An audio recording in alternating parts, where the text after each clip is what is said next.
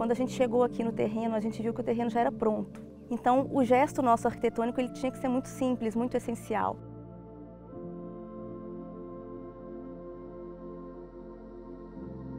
Porque o que a gente queria aqui era esse contato com a terra, com o chão em si, com o solo.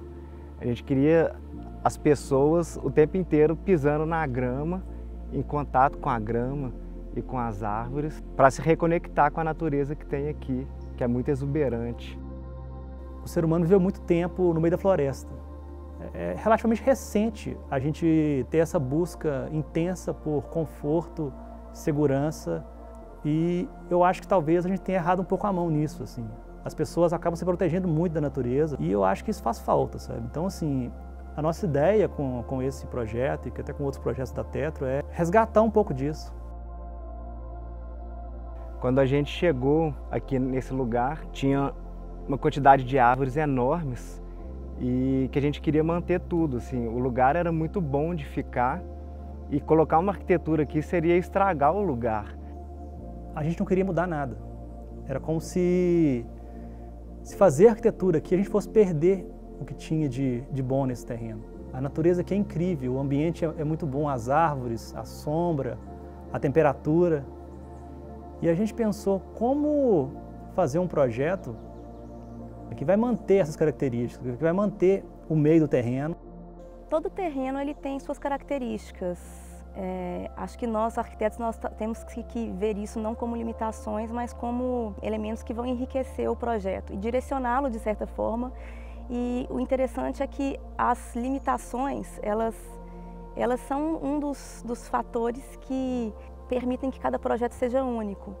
Então, a implantação da casa, ela meio que abraça o centro do terreno. Ela é uma resposta muito direta e objetiva aos elementos que a gente encontrou aqui, que são as árvores, os vizinhos e as visadas.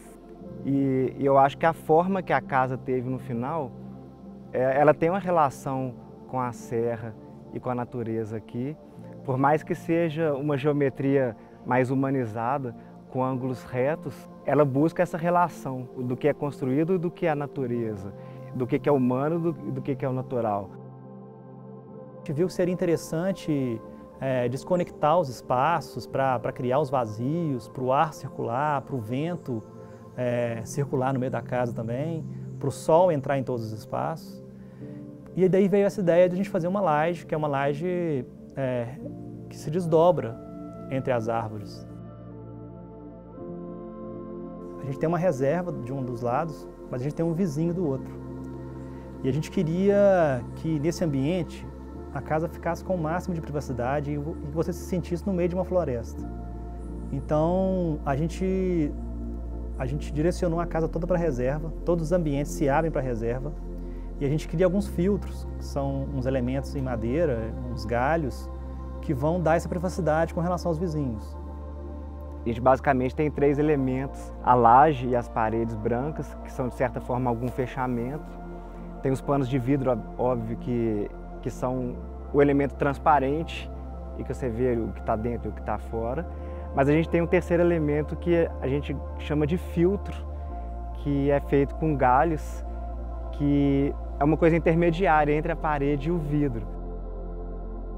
Então você entra por uma passagem e vai descobrindo um grande jardim interno, um espaço mais aberto.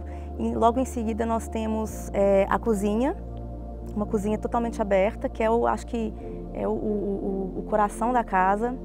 E mais ao fundo nós temos a suíte, que está nessa posição em função de ser um local em que a gente conseguia criar um ambiente com mais privacidade. E o primeiro passo no escritório é criar uma maquete. A gente faz uma maquete do terreno, a gente loca todas as árvores. Não existe uma Tetro sem as maquetes. A gente foi aprendendo ao longo dos projetos que como ela é importante para a gente, porque ela está envolvida desde o primeiro momento do projeto. O processo criativo dessa casa, eu acho que foi bem material, assim, de pegar terra do lugar, fazer croquis com a terra, sabe, tentar sentir o que o lugar passava para a gente. A gente ficou um dia inteiro aqui no terreno, vendo a luz passando entre as árvores e andando para lá e para cá e sentindo o que o lugar tinha para dar para a gente. A Casa Terra ela tem um desenho muito bonito. Embora ela seja muito simples, eu acho que ele é elegante, expressivo e a gente busca isso sempre nos projetos, né? Um respeito ao lugar, mas também uma identidade muito forte.